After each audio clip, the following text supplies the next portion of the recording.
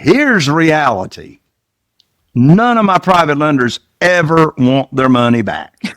Because when they get their money back, they're not earning any money. That's right. They know they can't put it anywhere else to get these kind of rates of return safely and securely. In fact, when I'll have a new private lender come on and we'll do a deal and I call them up with not the good news phone call, but it's really a sad news phone call.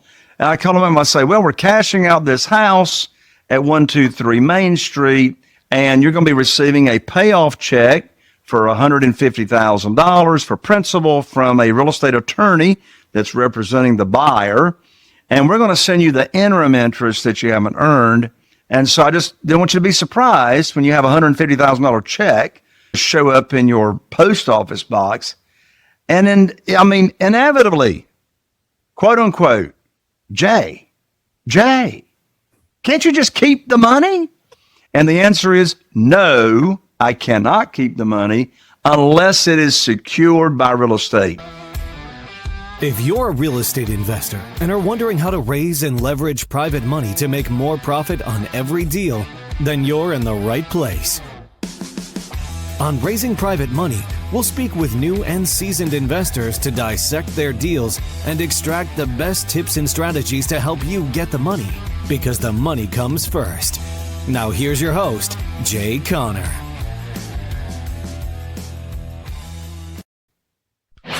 Welcome to RAIN, the Real Estate Investor Growth Network with your hostess, Jen Josie.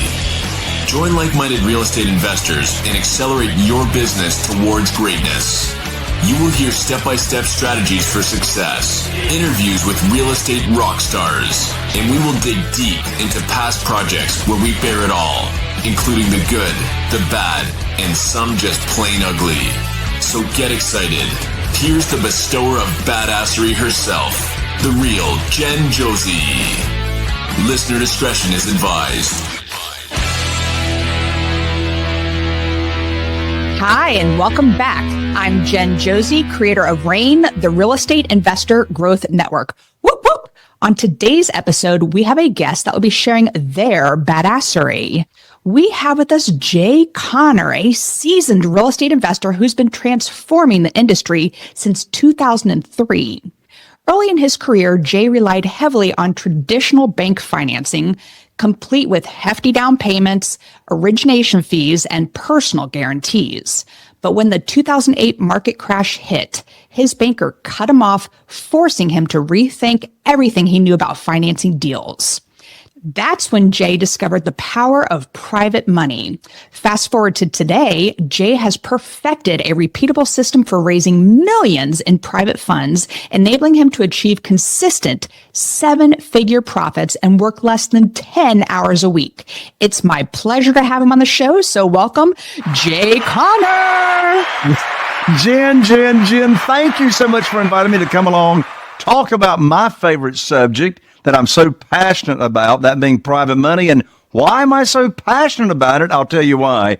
Because ever since I learned about private money in January of 2009, I've never missed out on a deal for not having the funding. I know what it feels like to miss out on deals, but I haven't missed out on a deal since 2009. And you know what I love? One of the reasons I love private money so much is because you're able to raise it and attract it without ever filling out applications, without ever having your credit pulled, and without ever having to ask anybody for money.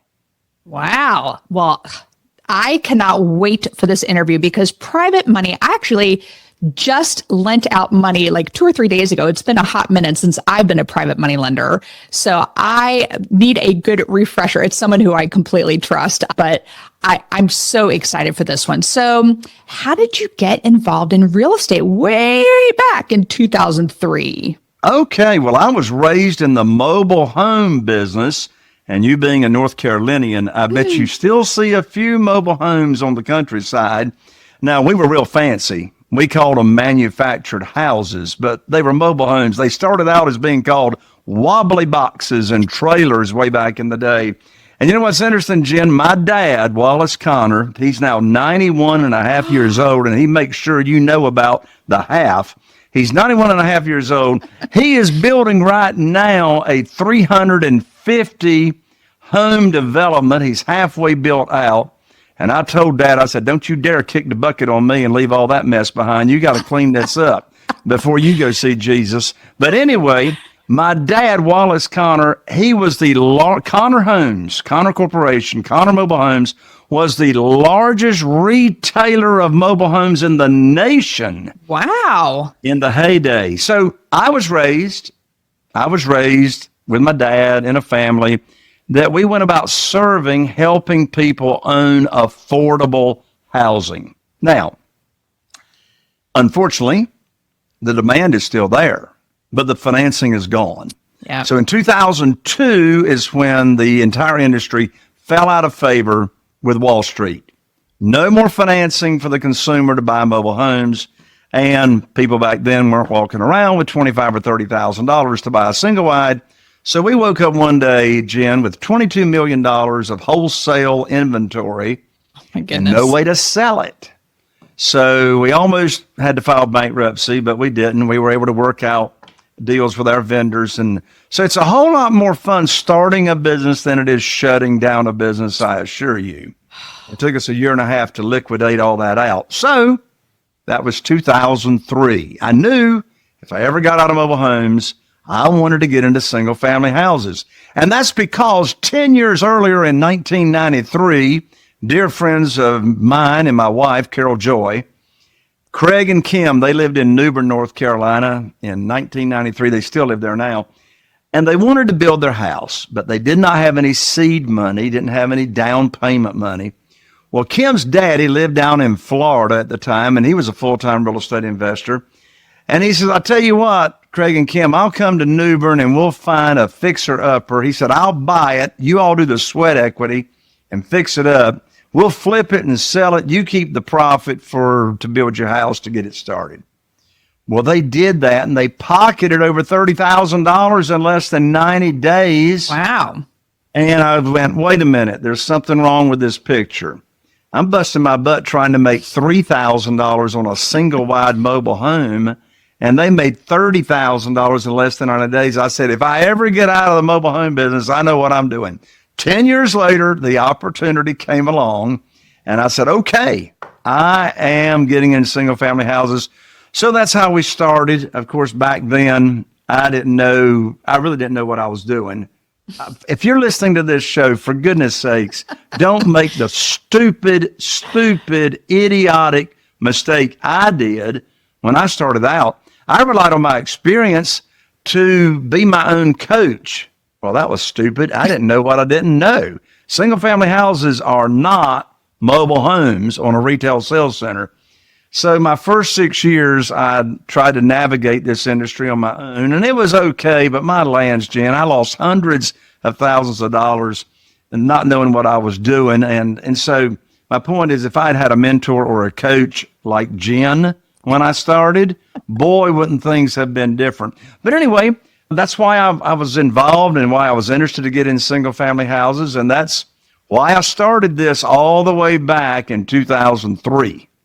And we on the RAIN podcast are big believers in investing in you and learning from people who have already made those mistakes so you don't lose all that money. So we are big believers of that. So let's start diving into the hot topic here of private money.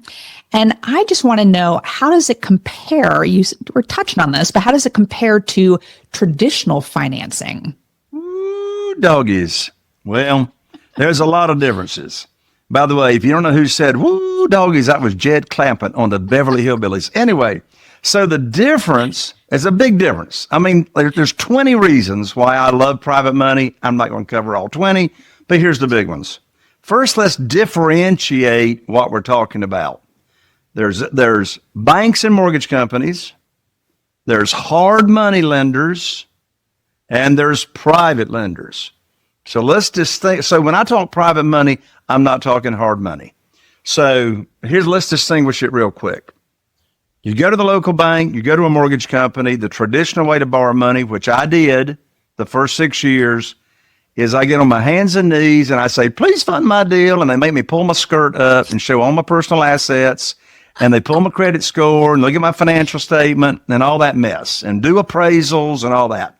Well, you see, I did that the first 6 years and it was okay until everything changed in January 2009. I'll tell that story if we have time. So you got the local bank. They make all the rules. They set the interest rate. They're the underwriter. The traditional way of borrowing money is everybody thinks whoever's got the money to loan out makes the rules. Not the case in this world of private money. So that's institutional money. Okay. Then you have hard money. So hard money is typically a broker that has gone out and raised private money from individuals to invest in their hard money lending fund. And then the hard money lender turns around and loans that out to real estate investors, charges origination fees, and et cetera. I'm not poo-pooing hard money lenders. Some of my best friends are hard money lenders. They use my techniques to go raise more money for their fund to loan out to us real estate investors.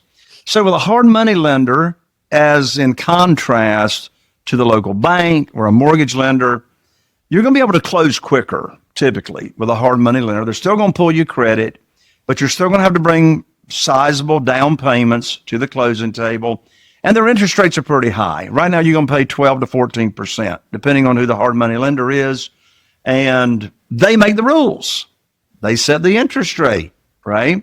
Like an institutional lender or a bank. Then we have private money. Oh boy, oh boy. So private money is when you're doing business with an individual, a human being, just like you and me, that loans money out to us real estate investors, either from their liquid investment capital and or their retirement accounts. There's a conversation about self-directed IRAs. And so they're people that are interested in real estate, but they're looking for a high rate of return safely and securely, but they don't want to go negotiate deals. They don't want to go find deals. They don't want to oversee projects. They just want to sit back.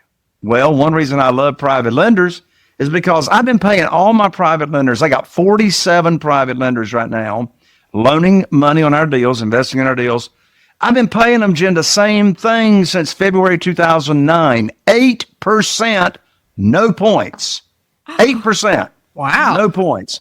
And people say, Jay, how in the world do you do that? No points, and your private lenders are ecstatically happy. I can tell you why. Here's what's interesting. Not one of my 47 private lenders ever heard of private money.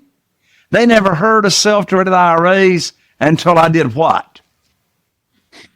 Until I put on my teacher hat, my private money teacher hat, and I started teaching people in my own network what private money is, what self-directed IRAs are. And as a result, I've never asked anybody for money. I've never pitched a deal in my life. And they say, Jay, how in the world do you get your deals funded and you never pitch a deal? Well, here's the secret sauce. And I'm going to turn it back to you, Jen. Here's the secret sauce.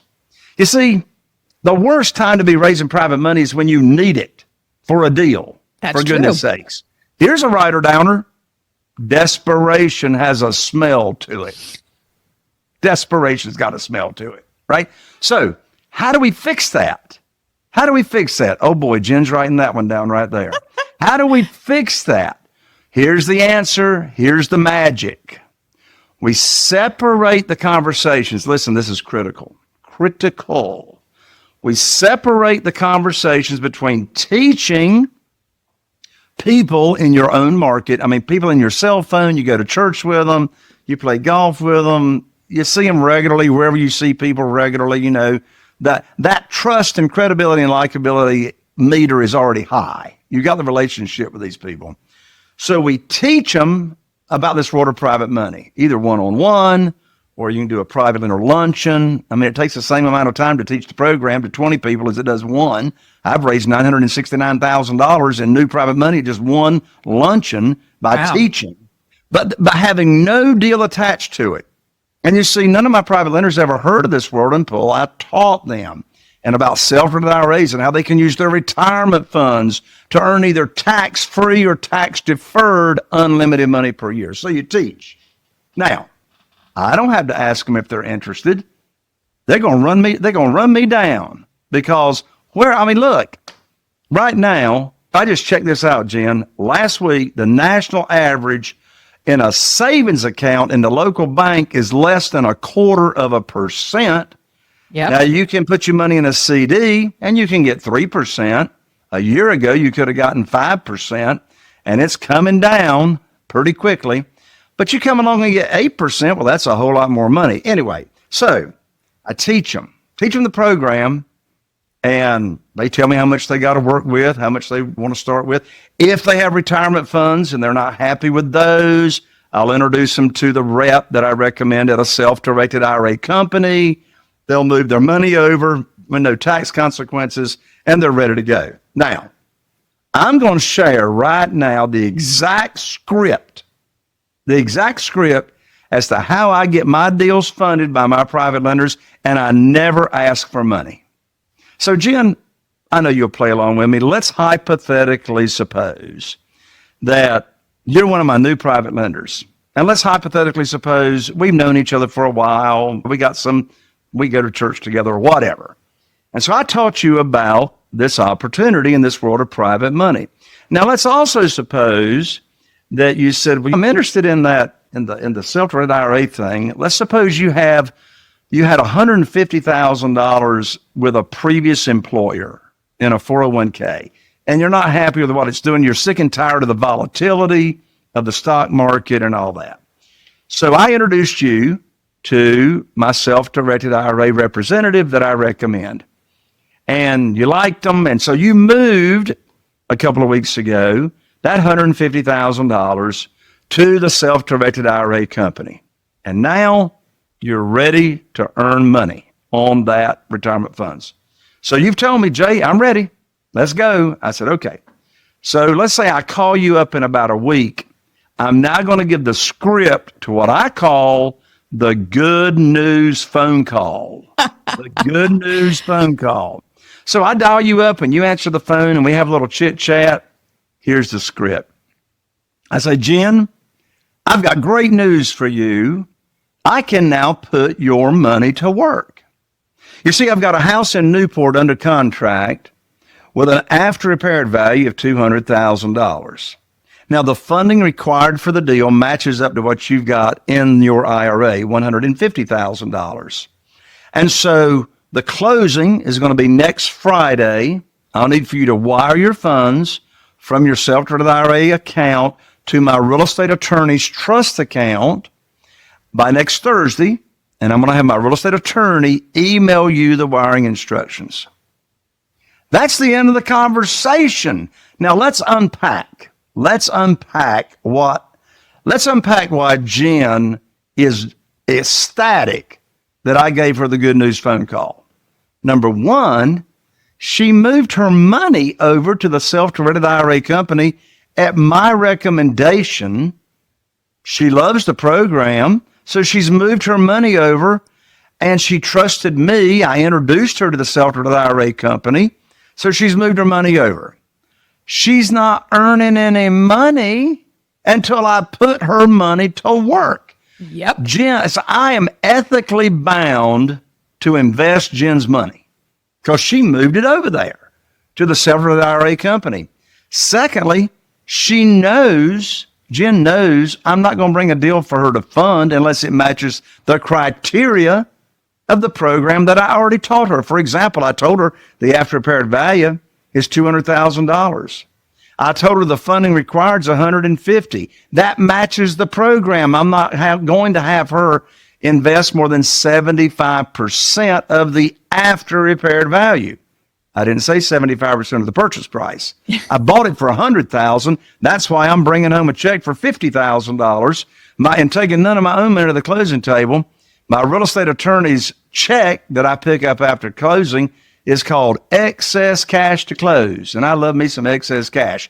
So unpacking that, the most stupid question I could have asked Jen was, do you want to fund the deal? Of course she wants to fund the deal because her money is just sitting there until I put her to work. Bottom line, separate conversations. Never talk about a deal you're looking to get funded in that initial conversation. First, teach, share the opportunity, how it works, and then you come back with the good news phone call. I love that you call it the good news, and I have heard that from others as well. And I that is such a great strategy. And where do you think they got it? My young buck over there on my East Coast, Mr. Connor, with it. By the way, it's Conner, listeners. I kept thank you. it going OR at the end. But you started talking about something here, and that excess cash to close. And in your write-up that we get prior to the interview, you talk about cashing 3 big checks on every deal. So can you break that down, what those 3 checks are and how they work? I think we already heard the first one. It actually can be more than 3. There's going to be a minimum of 2 and then maybe more. So here's how it works. Your first check, as I just explained, is when you buy. Now here's a double check. Here's another writer downer. When you're paying all cash with private money on a deal, which by the way, I'm a pretty good negotiator, but only 13% of all them for sale by owners will sell to me creatively, subject to the existing note or seller finance, and the other 87% require all the cash. So anyway, I digress. When you buy a property, here is a double check. If renovation is required, if there's distress and a renovation or rehab is required on that single family house, here's the writer downer, if you cannot bring home a big check when you buy, you're paying too much for the house. You're paying too much for the house if you can't bring home a check, following the criteria of how I do it, right? So you're going to get a big check when you buy. Some people ask me, they say, Jay, what's the quickest way to get a lot of money in my checking account in real estate? Private money. Yep. Because you're going to bring home a big check, right? And if you can't of course, the majority of that big check you're bringing home is for the renovations, for the rehab. But you should have some extra equity in there as well that you are bringing home when you buy. I mean, it's like, who wants to get paid to buy houses, right? So the second check that you can get is if, it's a big IF, if you are selling the house on lease purchase or rent to own. So if you're selling it on rent to own or lease purchase, your second check is collecting from your rent to own buyer what we call a large non-refundable lease option deposit. The legal term is actually an option fee. They're paying you a fee for the option, not the obligation, but the option to buy that property within a certain length of time at a predetermined price. Now, if they don't cash you out, you can sell it again on lease purchase and get another non-refundable option fee. But then eventually, whenever you cash out the house and you actually transfer title and ownership, that's when you get your final check, which is the difference between what you sell it for, less realtor fees if you're putting it in the multiple listing service like I do, less what you still owe the private lender or the private lenders, which would be your original principal loan amount. We don't pay principal and interest payments. We either just let the interest accrue if we're doing a flip, or if we're selling it on lease purchase, if I got money coming in per month, I want money going out per month, cash flow. So we only pay interest and not principal and interest to our private lenders because that's a win for them and it's a win for us. If I pay principal and interest payments, they don't have all their money invested. I'm paying it down and they don't earn as much money. And interest-only payments are smaller and helps my cash flow. So the interest-only part of all this is a win for all parties. Okay, so break this down for me a little bit further. So you are purchasing a property, say it's $100,000. you are borrowing 150,000. We're going to use the same example, and it's a 200,000 ARV. And you do the renovations, and then you get someone to do the lease option, and they get that very hefty, not down payment. What was the term you said? Yeah, non-refundable lease option deposit or option fee. Yeah.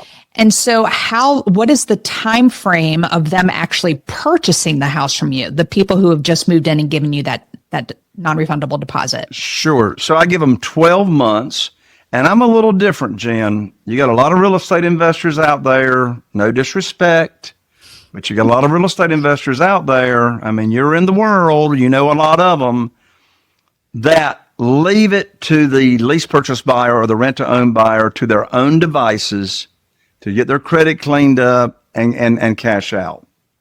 The fact of the matter is less than 5% ever will. Wow. If you leave them to their own devices. I don't do that. I force them into credit repair. I mean, these people are wanting to own a property, so I feel obligated to help them own. So I force them in credit repair, and it is a babysitting business, is what it is. So we hold their hand, we make sure the disputes are sent into the credit repair company that we use. That's why 80% of our lease purchase buyers actually cash out and own, because we force them to do it. Some real estate investors would say that's pretty stupid, Jay, because when you sell that house, your earning potential is gone because you've sold it. Well, that's okay. I'm in a small market. My total market's only 40,000 people. How much goodwill do you think I've gotten over the years by helping all those people? Right. 81% of people can't even go to the local bank and get a mortgage today. But now we got a pathway and a way that people can own a home that would love to own a home. So, sorry, I got on my soapbox about selling on lease purchase. No, so then they are just refinancing it into their own name, or are they paying it off? Well, when we sell on lease, that's a good question. When we sell on lease purchase or rent to own, that's one and the same thing, just different words. We're not transferring title or ownership. So this is not owner financing or seller financing with me being the bank. We tell them when we're sitting down at the closing table, and my real estate attorney handles it, we say, for all practical purposes, this is your house. You can paint the walls. You can do anything you want to. You can't do anything structural. Can't do anything structural to the house, but cosmetic, have at it, whatever you want to do. And then we say, and we're going to transfer ownership and title and deed when you are ready for a mortgage. So while they're living in the house, they're paying us rent for the house, and that non-refundable lease option deposit or fee that they paid us up front. Say, for example, on a $200,000 house, I'm going to collect at least a $10,000 non-refundable lease option deposit. So if and when they get ready for a mortgage, I'm going to apply that $10,000 to their closing cost, to their down payment, to their purchase price. If they move out, it's non-refundable, and then it's at that point I bring it in as income on the balance sheet as a forfeited deposit, and then I can go sell it again. So that's a 30,000-foot, 5-minute seminar on rent-to-own lease purchase. All right, so now let's talk about your lender. So your private money lender, they lend you the $150,000 for this property, and they are getting interest-only payments, or is it a balloon payment at the end? It depends on if it's a flip or if we're selling it on rent to own. I'm sticking to this rent to own because I love this whole idea. I'm digging deep into this, Jay. So sure. So if we're selling it on rent to own, they are receiving monthly interest payments. Okay. I don't want interest to accrue when I've got monthly income coming in. So I want that positive cash flow between, of course, you know what rents have done the last 2 years here in North Carolina and the whole nation. It's crazy. We got a house here in Morehead City I'm thinking of specifically, and that rent-to-own buyer moved in 2019, for goodness sakes. They just paid me an additional $10,000 non-refundable lease option deposit to just buy one more year for them to get ready, whatever. So they pay a monthly rent. Okay. Mm-hmm.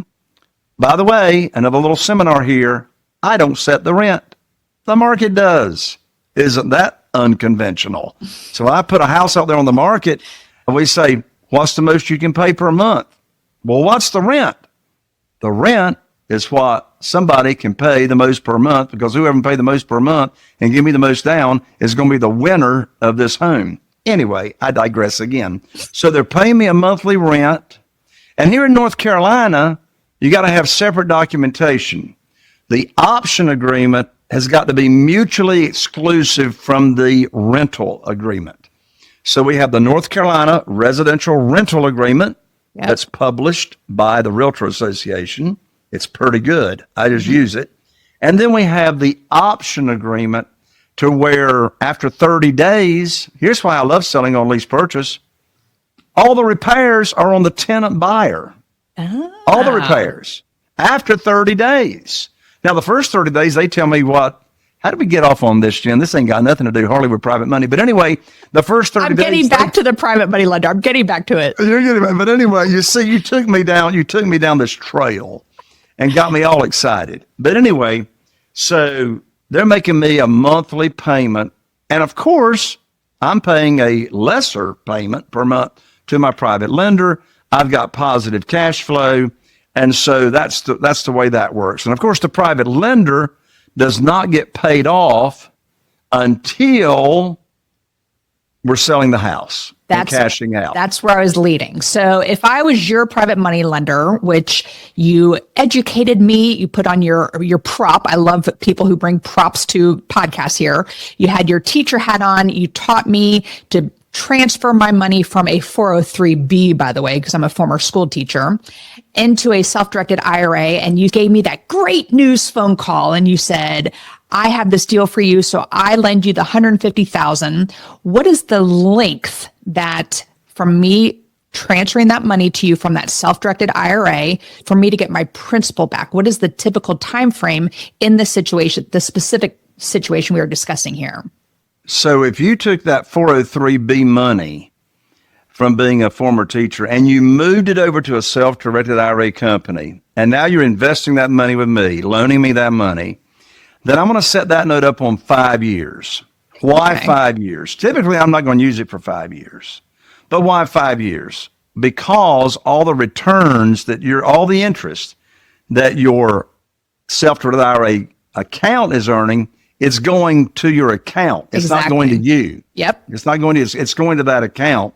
Therefore, you're not looking for the money to live off of anyway. Now, in contrast to that, if you were using investment capital, just liquid funds and not retirement funds, then I would set that note up on 2 years instead of 5 years, because you might want that back. But here's reality.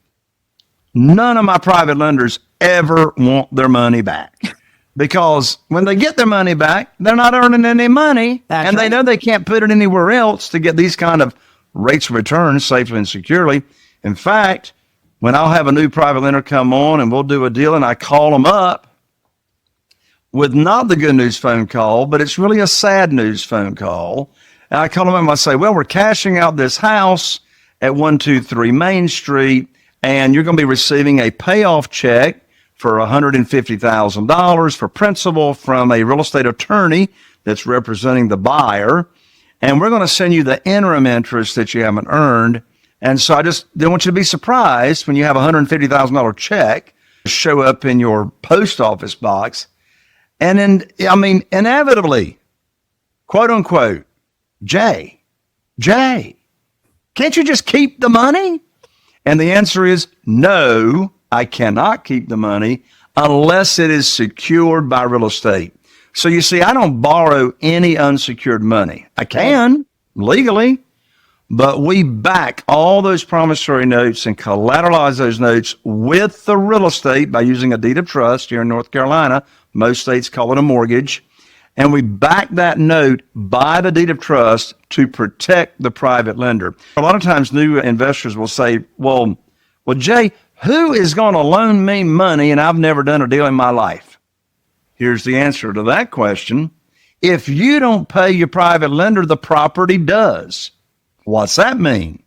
That means since you're going to give them a deed of trust and collateralize the note, if you don't pay them, they get the property. And actually, because it's a conservative loan to value, they could make more money than the interest you would pay them. But the truth of the matter is they don't want the property. That's why they're investing with you, right? And by the way, your private lenders really are not investing in your deals. They are investing in you. Yes. Agreed. And thank you for saying that. So I'm curious because, like I said, I just lent some money to a fellow investor friend, but I lent it at 10%. What if your people, like, how do you keep them at the 8% level? Because I mean, I could get 12 to even 14% sometimes if you compare it to, as you were mentioning, hard money lenders, the rates that they are getting. So how do you keep them happy at that 8%? Well, I keep them happy, first of all, because I always pay them early. So I've got private lenders that are elderly, so they are counting on that monthly income. So we do what we say. And over the years, I'm thinking of one private lender that lives up in the mountains in Tennessee. I got private lenders in 10 different states. That's another thing. You don't have to be doing business in your own backyard. I mean, your private lenders can be anywhere, and there's no limit to the number of private lenders you can have because we're not regulated by the Commissioner of Banks. But I had a phone call, I don't know, 2 or 3 years ago. And I mean, they're still just happy they can be. They're still private lenders with me now. And they said, well, Jay, rates are going up. When are you going up on rates? I said, well, I'm not going up on rates. Why aren't you going up on rates? Because I got more money than I can use. If you want your money back, let me send you a check and I'll put some of my other private lenders' money to work. Secondly, they don't want 3% or 4% or whatever in a local CD. I mean, and one additional answer I gave them, I said, look, what I do is I compare what I can pay my private lenders and then I can contrast that to what they can get in the local bank. So if you like 3% better than 8%, have at it. Well said. And I have a lender who I'm specifically thinking of as well, who kept wanting more and more interest. And I said, I can't afford you anymore. And now I know they are having trouble finding investors to invest with them because they did get a little greedy. But anyway, I want to change directions here because my listeners are typically newer investors, and you were just briefly touching on this, but what is the best way to find private lenders for real estate investing? And more importantly, what are some red flags to avoid? Excellent question. So first, let's start with the first part of that. Now, remind me of the red flags because I might forget it. Okay. But the first part, where do you find these people? There are 3 categories of people where you find these private lenders. The first category is what I call your warm market. Those are your connections. They're in your cell phone, your social media. You go to church with them. You play golf, whatever. You've got, I call it relationship capital. So you've already got some kind of relationship with these people. So that's the first category. Now, if you're going to scale your business and you really want to get more private lenders, eventually, depending on the size of your network, you're going to run out of connections. I mean, you're going to burn through your list of inviting them to your private lender luncheon or talking with them about private money. By the way, too bad I didn't have time to tell the story about another way that I got my very first private lender without ever asking for money. That might be part 2 on another show. I don't know. So first category, warm market. Second category, since if you're going to scale, you're going to run out of that after a while. The second category is what I call your expanded warm market. So I teach at my live events and et cetera, I teach how to grow your network very, very quickly because we all know there's a direct correlation between your network and your net worth, of course. Well, let me just give you a big tip right now. How can you explode your network overnight? I can tell you. BNI, which stands for Business Networking International, even little old Morehead City, North Carolina, started a BNI back in 2007.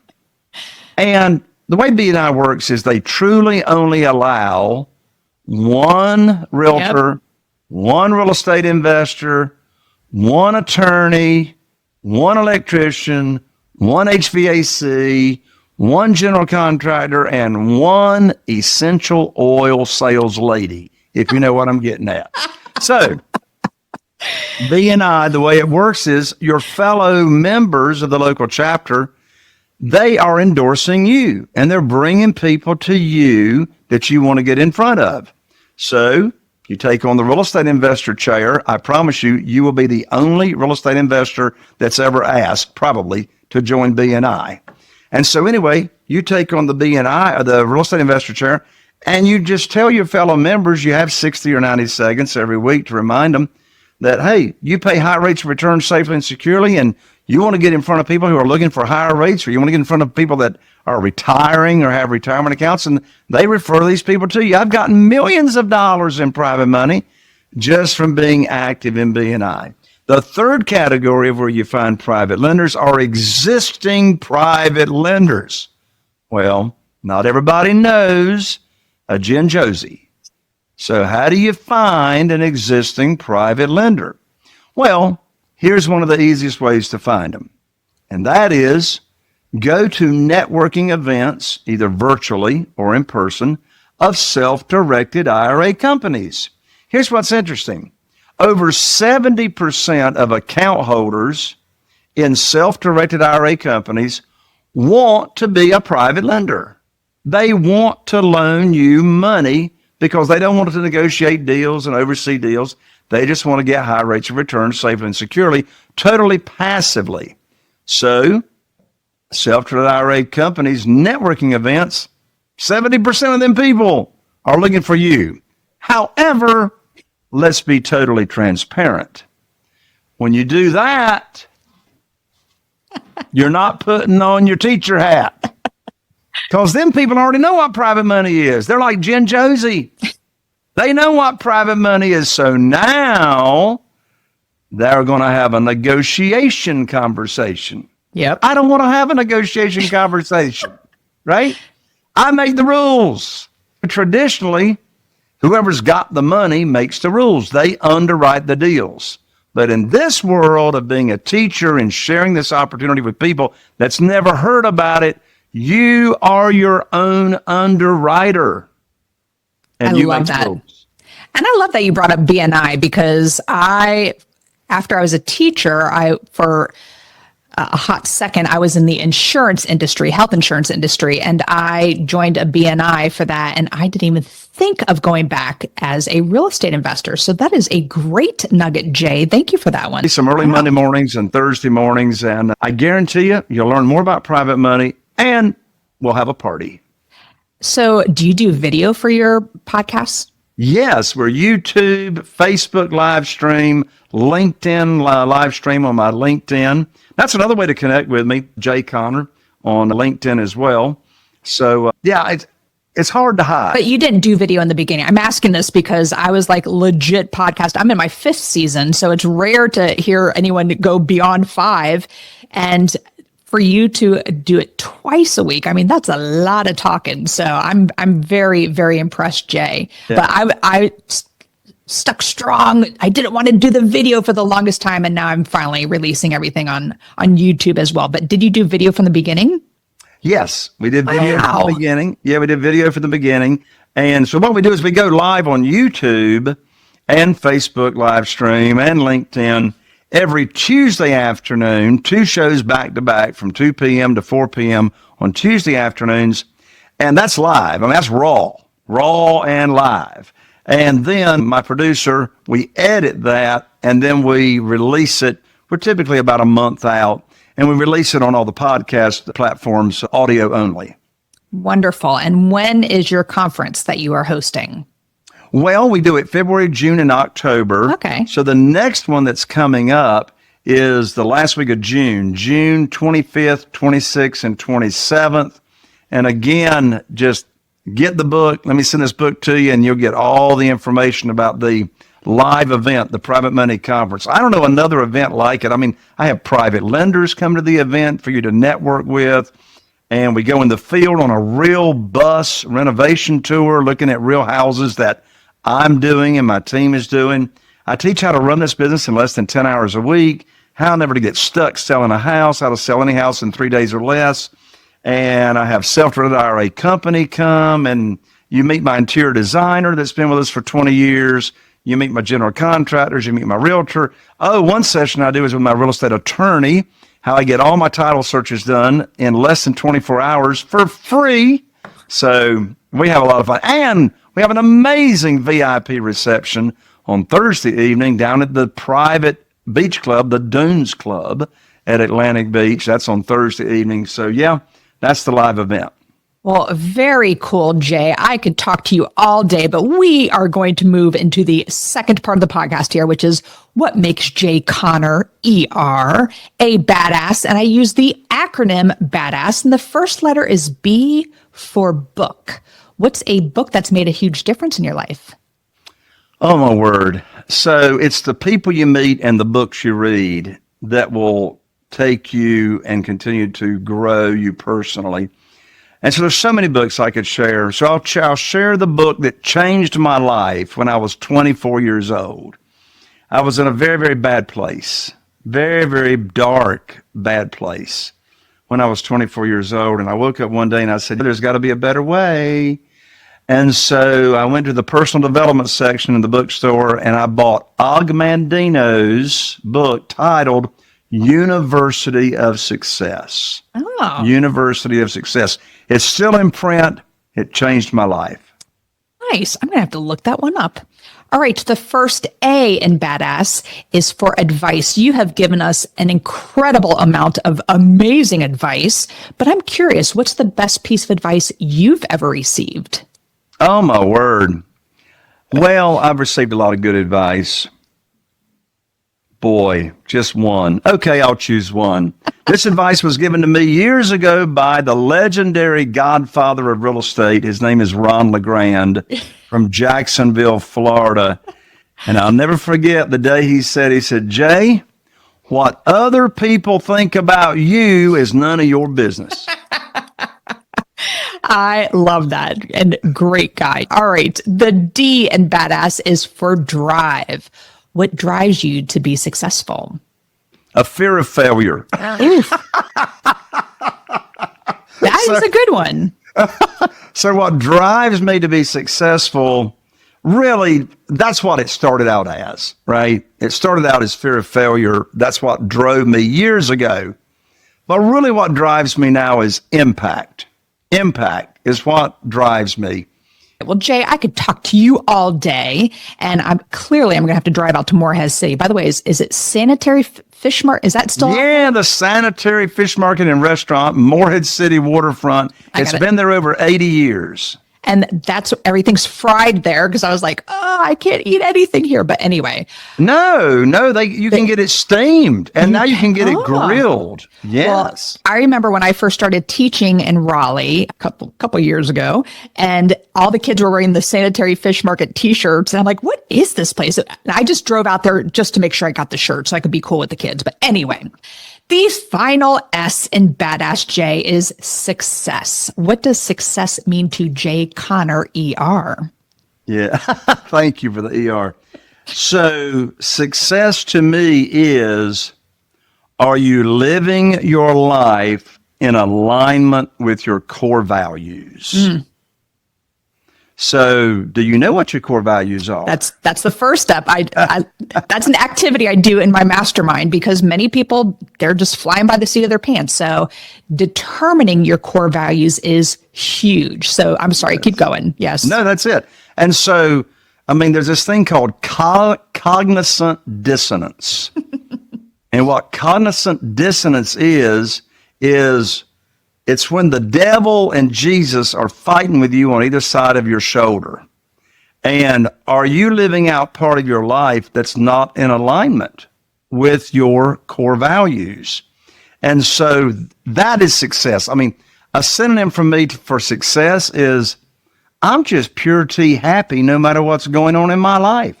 I'm able to rejoice in the midst of everything because my God and my Creator is holding it all together anyway. So success is just being able to rejoice and being full of joy no matter what's going on. Well, I appreciate you sharing your joy today. And this has been a fabulous interview. And one more time, how do the listeners find you? Yes, go to jayconner.com/book. I'll send you the book. I'll send you tickets to the Private Money Conference. Well, this has been a blast, Jay. Thank you so much for being here today. Jen, thank you so much for having me, and God bless you, and have a joyous rest of your day. Well, thank you so much. And that is all. Thank you for listening. And we'll catch you on the next episode. Now go out there and share your badassery. And don't forget, make it a great day. Take care. Bye-bye. Whoop, whoop. Thank you for listening to RAIN, the Real Estate Investor Growth Network. Be sure to subscribe on your favorite podcasting platform so you never miss an episode. If you need more badassery, you can follow Jen Josie by visiting therealjenjosie.com or become a member of RAIN by registering on rainmastermind.com. Are you feeling inspired by the knowledge you gained in this episode? Then head over to jayconner.com/moneyguide. That's jayconner.com/moneyguide. And download your free guide that shares 7 reasons why private money will skyrocket your real estate investing business right now. Again, that's jayconner.com/moneyguide to get your free guide. We'll see you next time on Raising Private Money with Jay Conner.